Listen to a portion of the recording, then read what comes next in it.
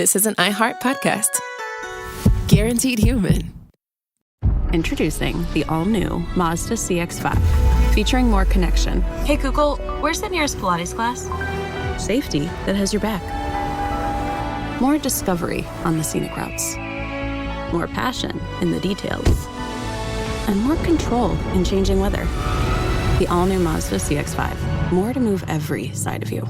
See it in 5 films at MazdaUSA.com/5sides. Google is a trademark of Google LLC. Sequences shortened and simulated. Everyone knows winter is the real mess maker. You don't need WeatherTech floor liners for summer unless you hit the beach and half the beach ends up back in your car, or the campsite dirt ends up in your trunk. Then you'd want a cargo liner, or a road trip goes sideways, lemonade spills, ketchup goes rogue, ice cream drips. Yeah, you'd be pretty happy about those WeatherTech seat protectors. So just to be clear, as the mud you're inevitably going to step in this summer, you don't need WeatherTech unless you plan on doing summer. Visit WeatherTech.com today.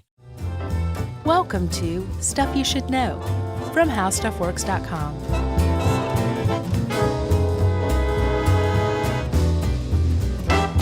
Hey, and welcome to the podcast. I'm Josh Clark, and there's Charles W. Chuck Bryant. There's Jerry over there, the trio known as Stuff You Should Know. The trio. Jerry came to our live show.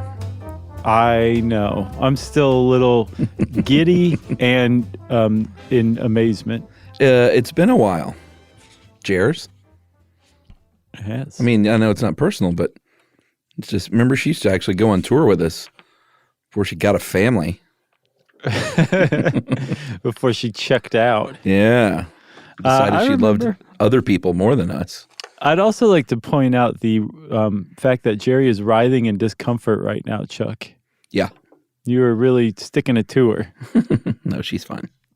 Well, it was a great show, probably because Jerry was there. And everybody, well, I guess you would have heard it by now because these are coming out after Christmas. Yeah. Time warp. Yeah. Let's do the time warp dance, Chuck. And everybody's like, gee, sure would be nice to see some of the things you're talking about, which you can do maybe next year. You mean in person? Yeah. If you want to do another live Christmas show? Sure. Yeah, I'm down with that. I mean, we paid money for Christmas decorations. We did. I feel like we need to reuse those. Yep. Hopefully everybody has heard it already, and now they're like, yes, I know exactly what these guys are talking about, and I'm enjoying this horribly awkward intro diversion. No, it's not awkward. Speaking of intro diversions, Chuck, I want to mention 2 things. Okay? Mm-hmm. You know, the Stuff Network has a ton of really good shows. Yes. And there's one that I was on recently called Behind the Bastards. Oh. I was on a 2-parter. Nice. It was nice. So Robert Evans is the host, and he basically just does tons of research about some of the worst human beings who have ever lived, many of whom are celebrated in some quarters, and he just kind of tears them down to size. Did you do a show on me? No.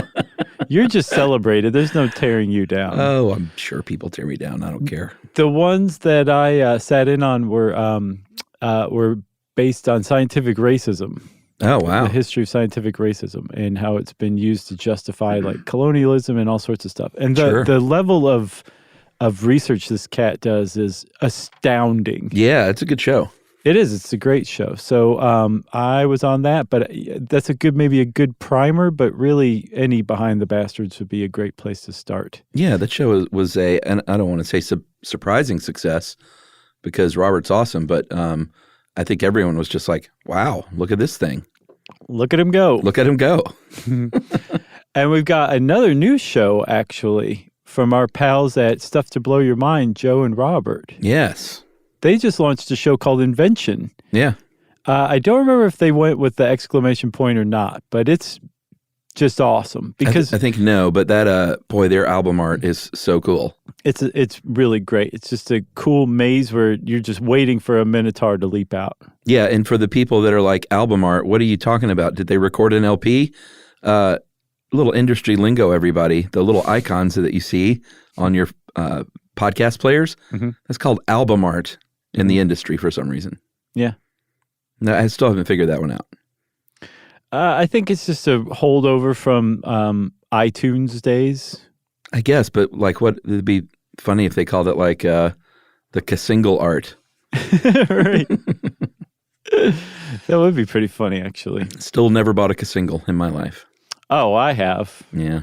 I don't remember what they were, but I have. So anyway, go check out Invention. You're going to love it. If you're a Stuff to Blow Your Mind fan, it's Joe and Robert doing their thing, but on different topics. You're just going to love it. And then if you're not a Stuff to Blow Your Mind fan, well, you're welcome for introducing you to 2 awesome podcasts at once. Yeah, those guys are great. Yep. So, okay, let's talk about our own thing, okay? Let's do our own stuff. Yeah, now. What about us? So we're talking, let's get in the Wayback Machine. And we need to put on our high temperature protective suits that we use to hang out on volcanoes sometimes. And also our low temperature protective suits are in the back. They are. We don't need them for this one.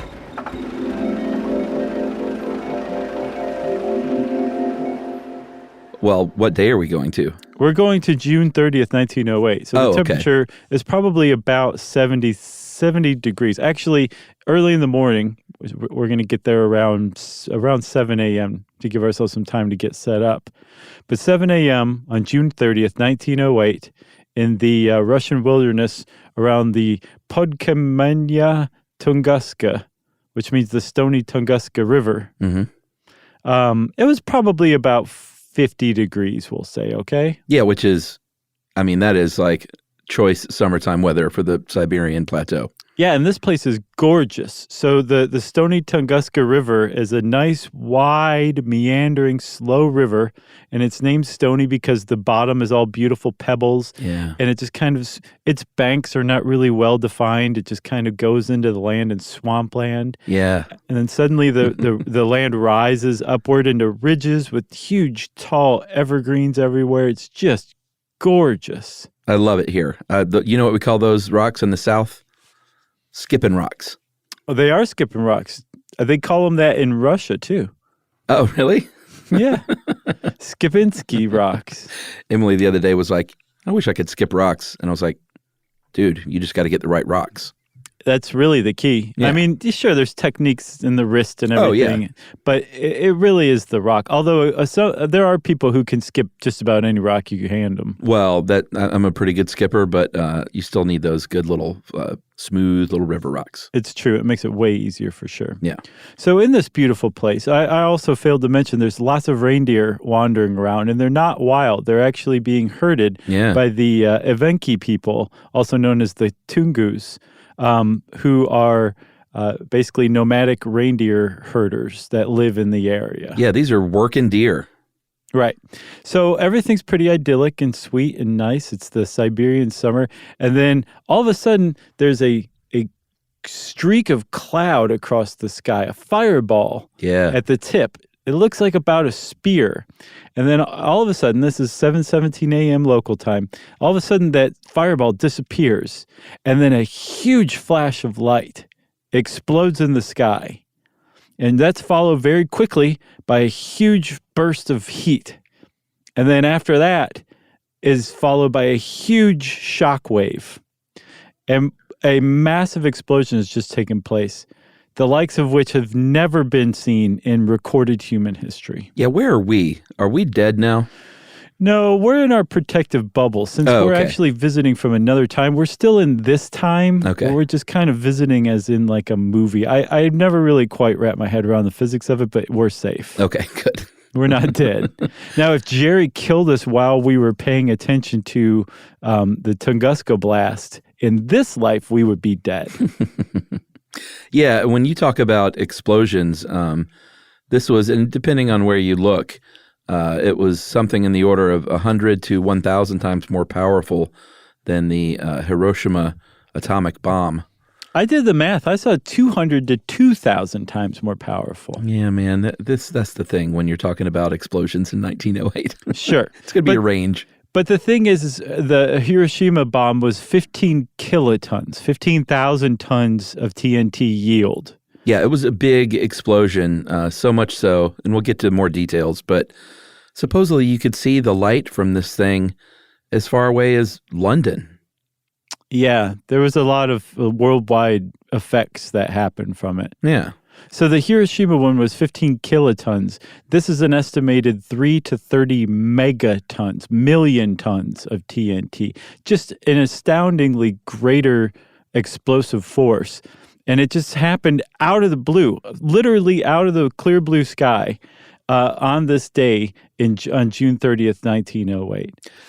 Yep, that's right. And thankfully, it's not a very populated area, but there are people there, and there are native tribes people that make their way there, and they live in huts and they raise those reindeer. And while there weren't a lot of people there, it created it was an awful thing if you lived in the area. Some people died of shock and heart attacks.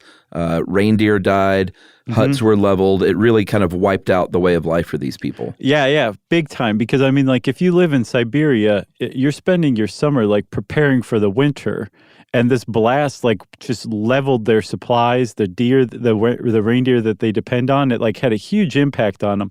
And some people did die, although I think no one died directly, like, being blown to bits by the blast. It was like elderly people had heart attacks and things like that. Yeah, and it ended up, it was a very interesting pattern that emerged here. So these trees were flattened out in a radial pattern that pointed away from the center of this explosion over an area. This was about like close to 775 square miles. Oh my God. Which is a huge, huge explosion.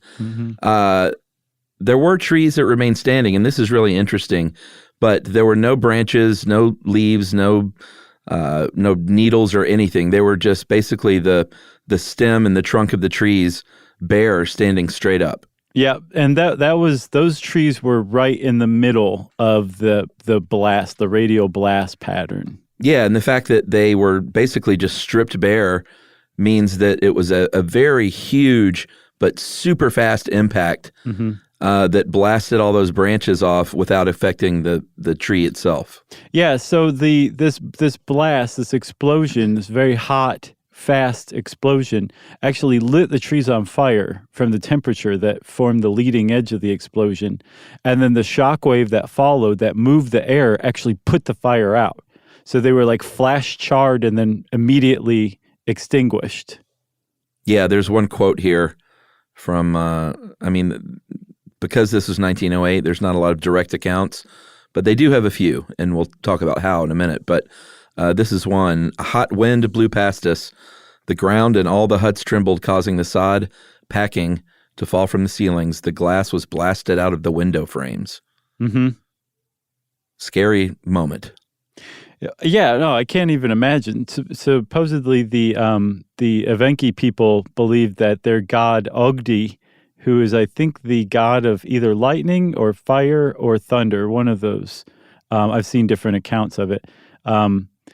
They assumed. So imagine this: like you're the only people some reindeer herding tribes people who live in the area, and this happens, and you have no scientific frame of reference for it. And you believe your god came to punish you, wipe out all of your stores and all of your reindeer and everything. And then that's just what you had to live with because you were in such a remote area. No one knew about this. No one knew that this happened for a very long time, actually. Like, I think some of the local papers began to report it by the end of the summer, but the larger world had no real idea what had happened, even though there were effects worldwide, but no one traced it back to this moment in Siberia for decades, at least a full decade. I think actually 2. Yeah, and it wasn't like the scientific community just descended upon this place, right? Ever, really. Like they've and we'll talk about some of the superstars of particularly this one man that went and investigated. But that's one of the reasons that we still don't know exactly what happened. We have a pretty good idea, which we'll save for later, but there aren't, this was a singular event. It's not the kind of thing that we could say, well, this is like that other thing that happened. Right, exactly. Yes, yeah. There's nothing like it. Although they think that there was at least one other thing that happened like it in the 20th century. Actually, now two things have happened that are similar to it. So we're kind of dancing around it a little bit. But let me point out one thing that has happened, even though this is considered far and away the largest cosmic, I guess, explosion that we have ever recorded. There was something else that happened in Brazil in 1930. Yeah. Near the Caruça, I think I'm saying that right, river. Sure. Where there was a very similar event, huge explosion in the sky, scared the bejesus out of the indigenous tribes living there, burned a significant portion of the Amazon for a full month. And there was a Jesuit missionary who came along 5 days after and got a lot of firsthand accounts from that one. But they think it was similar but much smaller than Tunguska. Yeah, and the mystery of this whole thing has led to some weird theories that we'll hit on later that are, I mean, some of them are, of course, just like aliens and beasts and things like that, which is, beasts. We obviously know that's not the case.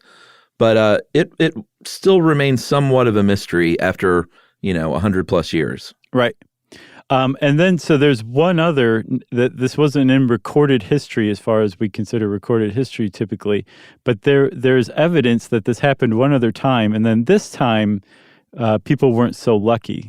Something like about 3,500 years ago, around the Dead Sea, there was a large area, I think about 500 square kilometers wide, which is a pretty significant amount of land, that was just wiped bare of life, including humans living in the area at the time. And that it was an explosion from the sky, and it wiped out one village in particular called Tal el Hammam. And get this, Chuck, you know what Tal el Hammam was also called at this time 3,500 years ago? No. Sodom. Oh, interesting. So they think that this is where the legend of Sodom being wiped out comes from, that it was actually an explosion much like Tunguska. And they found shards of like pottery from the time that the outsides have been turned to glass. Some of the particles inside have been gasified. And for this to have happened without like doing anything more to the pottery means that it happened like in an instant, and that the air temperature was suddenly about 4,000 degrees Fahrenheit. Amazing. And the other thing that happened too, and this I think also kind of bolstered the Sodom legend, was that a lot of the Dead Sea salts were pushed across the land over this huge amount of land, and took like what was once fertile and turned it into like dead, sterile land because it was salted. And it took something like 600 years for the area to recover from that. Wow. Isn't that fascinating? It sure is. Let's take a break, because I think you can tell I'm getting a little worked up here. Indeed. All right, well, we'll be right back, everybody, with more amazingness.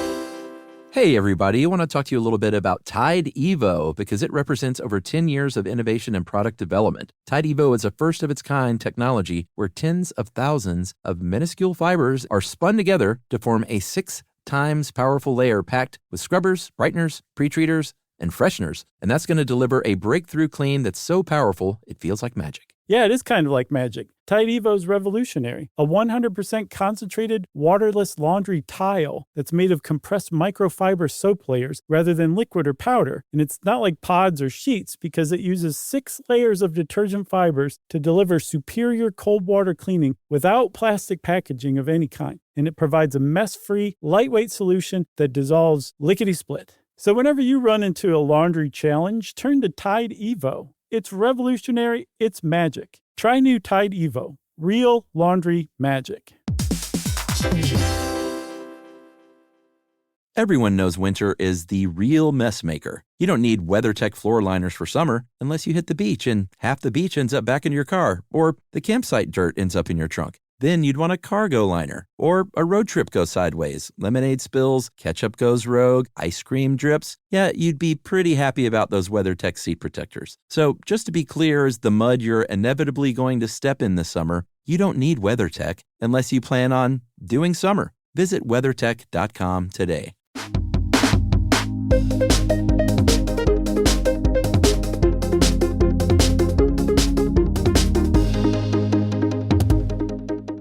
All right, dude. So from the outset, some scientific-minded types were like, well, I'm hearing reports of this weird event that happened in 1908 in Tunguska, the Tunguska area, and it sounds to me a lot like a meteorite. So I'm going to go check out, the whole thing and try to find this meteorite.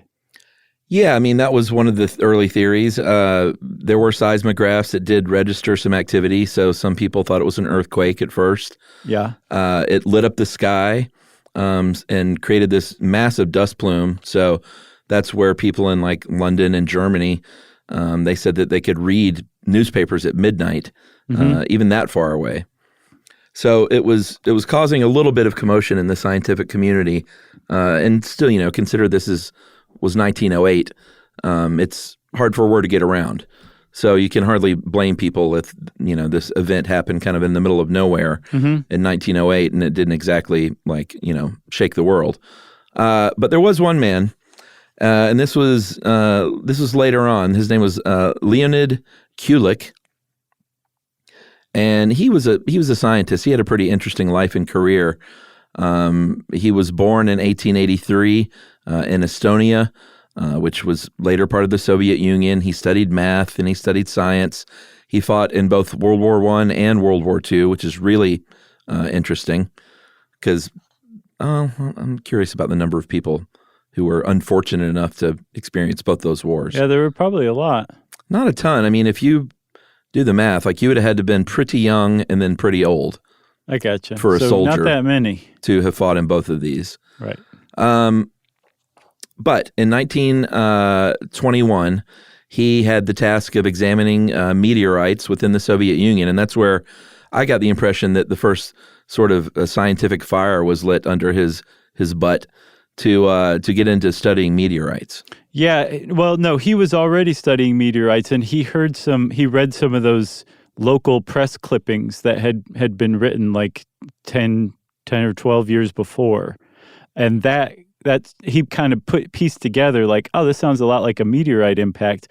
My job is already to go find meteorites because they, when they strike the ground, they have all this rich mineral ore with them. So I'm going to go find it and the government can come mine it, and that's my job. So if Leonid Kulik had not read some of these accounts and then traveled to the area, we would probably not have anywhere near the kind of understanding or awareness of the impact that we have today. Yeah. So was that succinct enough for you? Yes, I think so. Okay, good. So, like I was saying, in 1921, he was given the task of studying meteorites in the Soviet Union, and so by the time 1927 rolls around, he's got a pretty good knowledge bed that he's sleeping on every night. Right. So he makes his first. He makes eventually 3 trips here to try and study things. The first one, unfortunately, he didn't even find the site because there was poor mapping going on. He was really sort of charting new territory, exploring this area, and was just getting help from anyone he could. A lot of people were scared to go there because of, they thought it was a judgment from the gods. Yeah, Ogdi. Yeah, so it was slow going. So that first expedition in 1927 was basically to just say, hey, I think I know where this actually happened. Like that's how rudimentary things were back then. Yeah, he I think so. Was it the first expedition in 1927? He didn't make it in. Did he also make it the same year, or was it a different year? Did he also make it back there the same year? Yeah. Well, I saw that he went in 27, 28, and 29. Okay, so whatever time he made it in there, he made it in there at least once. The first time, and he knew like pretty much right off the bat that he had found the site because all around there were trees that were laying on their sides, but they were all pointing in the same direction, which you just don't see very often. Yeah, for sure. And then that, those at the center, those trees standing straight up with nothing there, was another pretty good indication. Yeah. So the thing about Leonid Kulik is that he was very, very frustrated. Like, again, he was a meteor hunter. Like, this was his thing. So he fully expected to find an impact crater and hopefully the meteorite that had all sorts of iron ore, whatever ore it bore, for him to go back and tell everybody about. But he couldn't. He could not find this. He did find those trees standing upright at the center that indicated that the reason they weren't blown over was because the force had blown directly down on top of them. So he knew he'd found the center, but there was no sign of an impact crater. And he suspected that there was a swamp in the south, just south of the place where the trees still stood, that was hiding the impact crater and the meteorite itself. And I think that's kind of like what he went to his grave believing, that he just could never find it because the swamp had basically swallowed it up. Yeah, which, you can't blame the guy in the 1920s. Sure. It was a pretty decent idea because he had no idea that, should we go ahead and say what people think happened? Oh, okay. All right, let's do it. Yeah, he had no idea that a meteor could explode pre-impact, which is basically what most people think happened now. Yes. Yeah, he died in a Nazi prison camp in World War II. Yeah. So he would not have had the benefit of that knowledge that came later on. I think starting in the 50s, they started to really suspect that. Yeah. But at the time, when he came back and said, this is definitely, like, look at these pictures, an explosion unlike the kind that we are even remotely capable of creating here on Earth, so therefore a natural explosion, took place here. I have photographic evidence here. I've interviewed locals who were there, so firsthand accounts of the experience. I've documented all this stuff, and I cannot find the meteorite or the impact crater. There's this sum total of all the info that I can provide.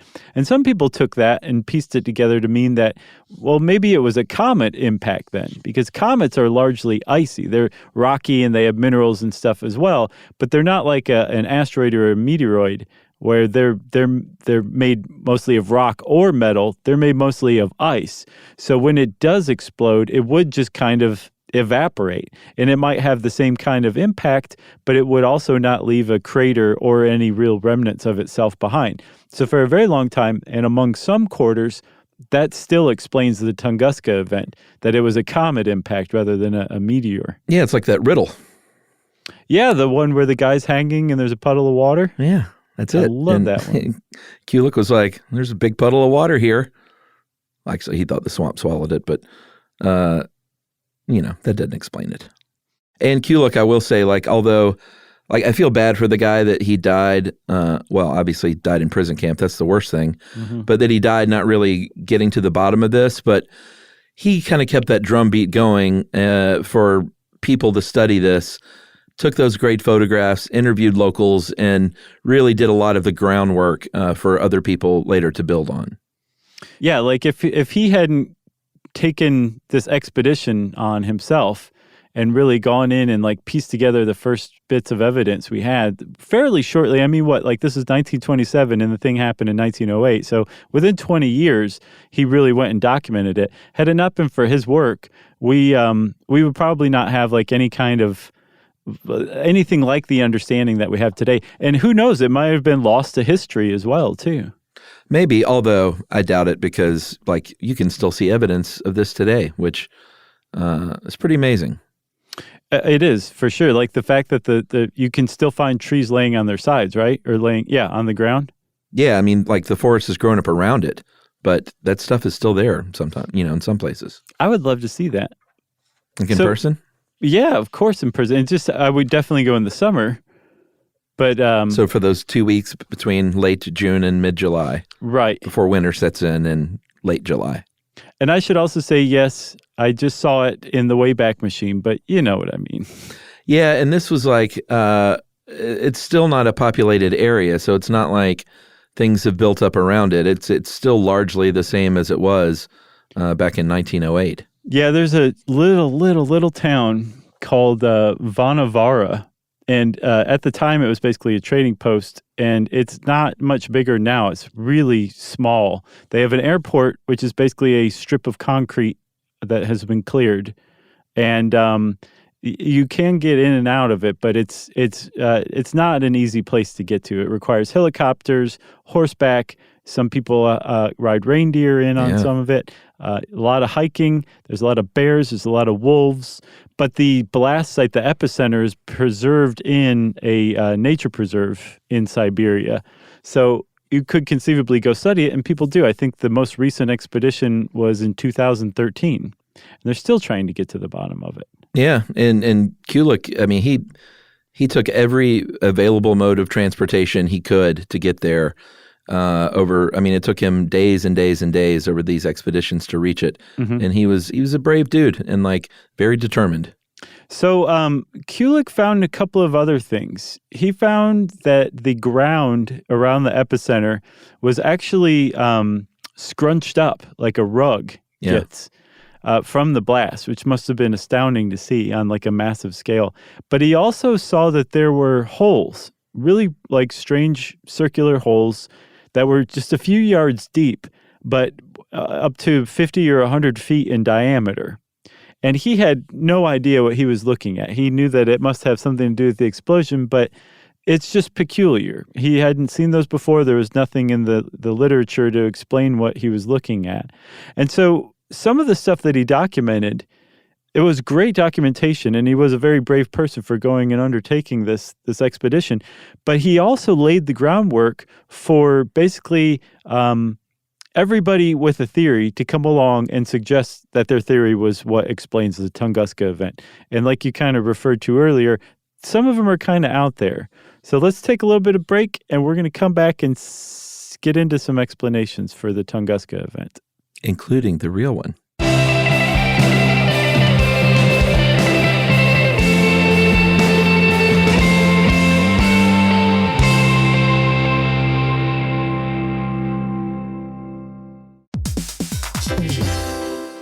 Hey, everybody. I want to talk to you a little bit about Tide Evo because it represents over 10 years of innovation and product development. Tide Evo is a first-of-its-kind technology where tens of thousands of minuscule fibers are spun together to form a 6 times powerful layer packed with scrubbers, brighteners, pre-treaters, and fresheners. And that's going to deliver a breakthrough clean that's so powerful, it feels like magic. Yeah, it is kind of like magic. Tide Evo is revolutionary. A 100% concentrated, waterless laundry tile that's made of compressed microfiber soap layers rather than liquid or powder. And it's not like pods or sheets because it uses 6 layers of detergent fibers to deliver superior cold water cleaning without plastic packaging of any kind. And it provides a mess-free, lightweight solution that dissolves lickety-split. So whenever you run into a laundry challenge, turn to Tide Evo. It's revolutionary. It's magic. Try new Tide Evo. Real laundry magic. Everyone knows winter is the real mess maker. You don't need WeatherTech floor liners for summer unless you hit the beach and half the beach ends up back in your car, or the campsite dirt ends up in your trunk. Then you'd want a cargo liner, or a road trip goes sideways, lemonade spills, ketchup goes rogue, ice cream drips. Yeah, you'd be pretty happy about those WeatherTech seat protectors. So just to be clear, as the mud you're inevitably going to step in this summer, you don't need WeatherTech unless you plan on doing summer. Visit WeatherTech.com today.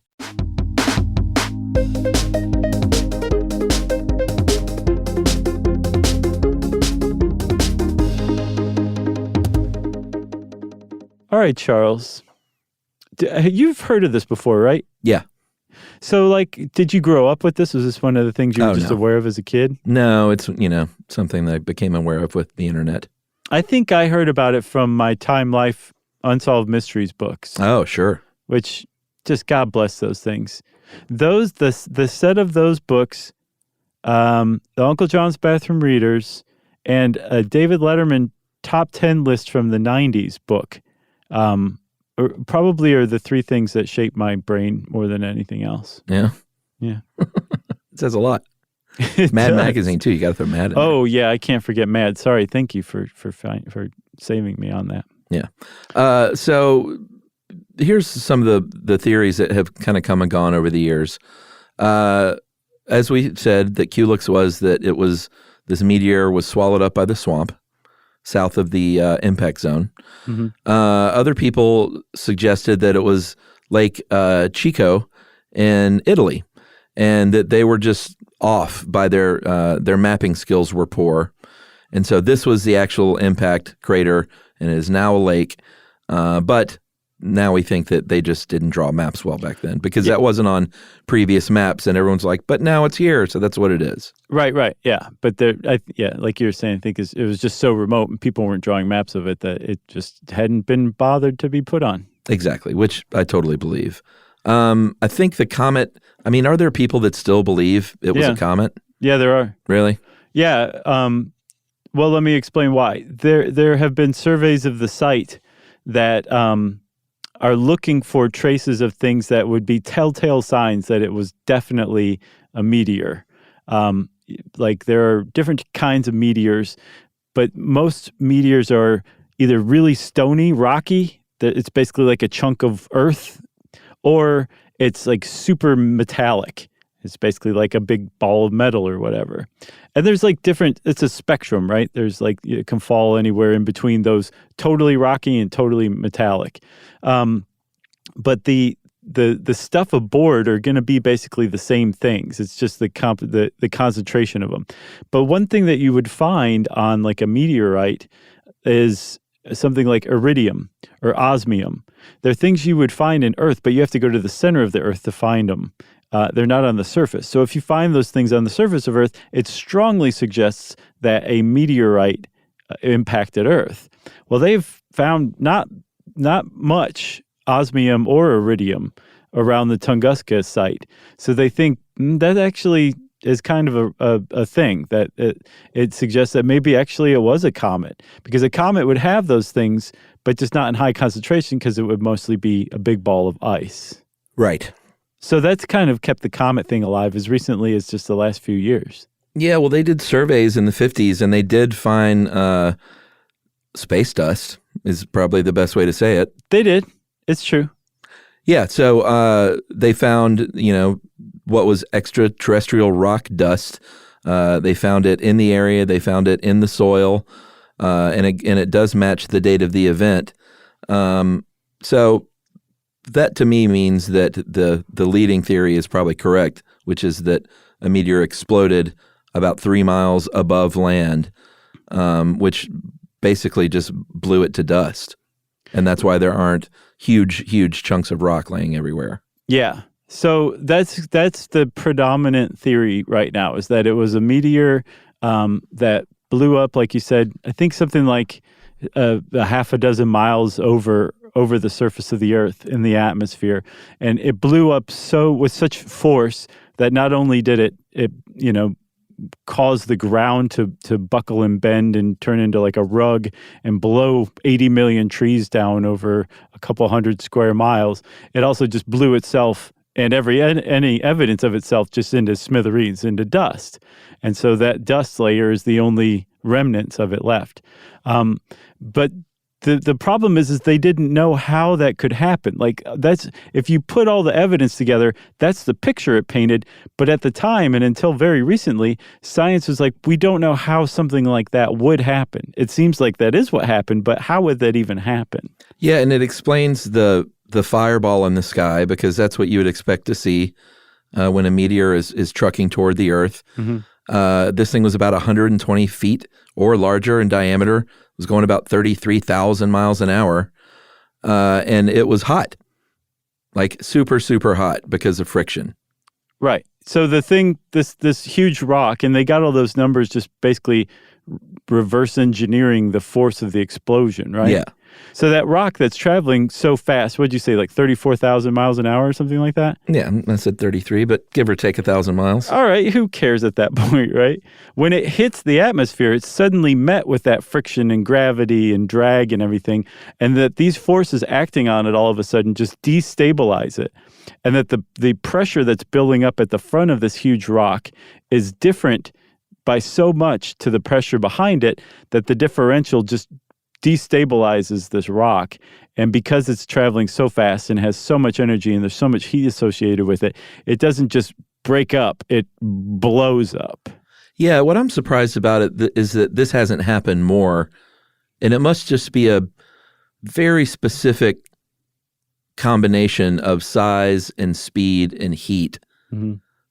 But I'm surprised that doesn't happen more, that combination. Well, some people are worried that it could happen more. Like one of the predictions I saw is that a Tunguska-like event, we could expect it to happen over Earth maybe once every 100 to 300 years. Yeah, but we haven't seen that. That hasn't played out, right? No, but somebody who wrote an article I read pointed out there's not some schedule that rocks follow when they're coming into Earth's atmosphere. That's just not how things work. So we hope it's like that, but it's probably much less predictable than that.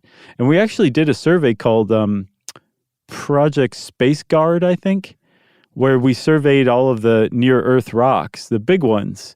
And we found that none of the big ones are probably going to come near us anytime soon. But we found also that we had trouble seeing the small ones. And the small ones could still create like a Tunguska event, which, I mean, like you said, it happened over a pretty depopulated area, and it still affected humans. If it happened over like a city, a major city, it would be just lights out for that entire city. Yeah.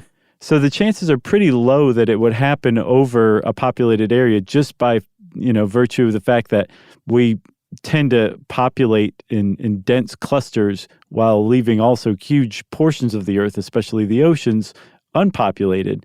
But if it did happen over a populated area, it would be really, really bad. Yeah, I mean, they make movies about, like fictional movies about that stuff. Right, exactly.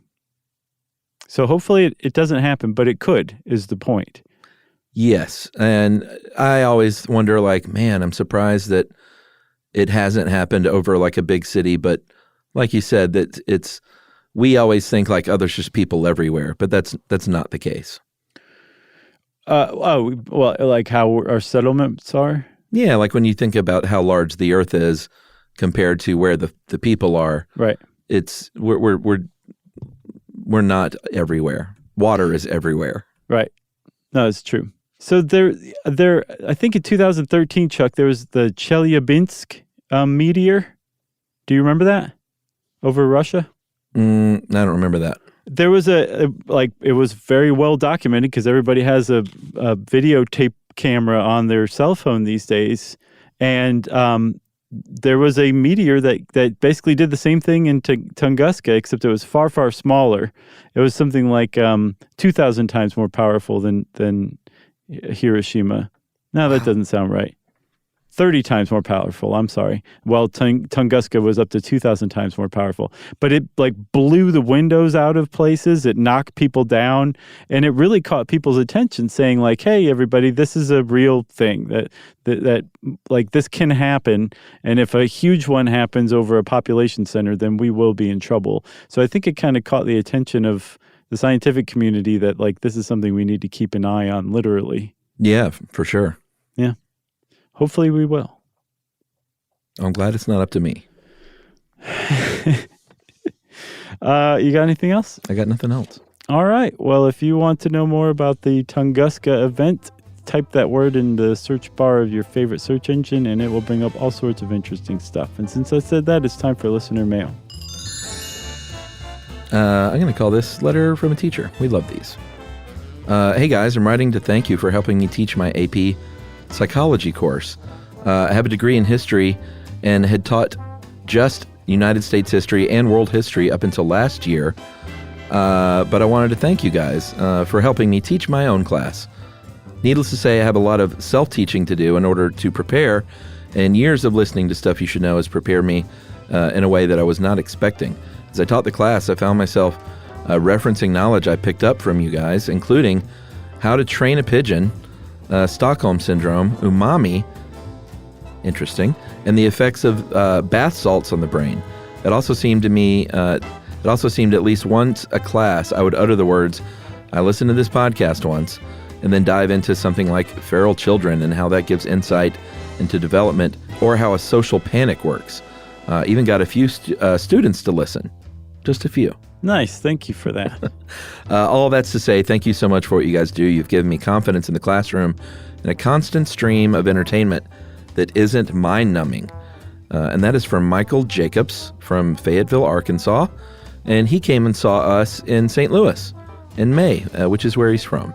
Cool. And he said, Josh, you actually ran into my sister on the street right before the show. I ran into a few people at St. Louis, like more than usual, and everybody was super friendly. Well, this was Samantha, so we're giving her a shout out. Hey, Samantha. So Samantha, Michael's sister, thank all you guys and ladies for the support. Yeah, thank you everybody who came out to that show, and actually all of our shows. You guys are we appreciate all of you for it. Heck yeah. Actually, you can come out to our other shows. We got some coming up. You can go to sysklive.com to find out where to see us all over the map in January. Heck so yeah. And if you want to get in touch with us, follow us on social. Just go to stuffyoushouldknow.com and you can find all the links there. And you can send us an email to stuffpodcast@howstuffworks.com.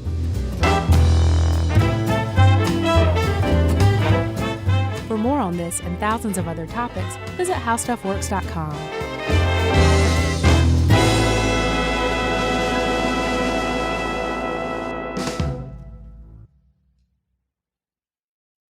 Geico presents a 30-second podcast between your podcast.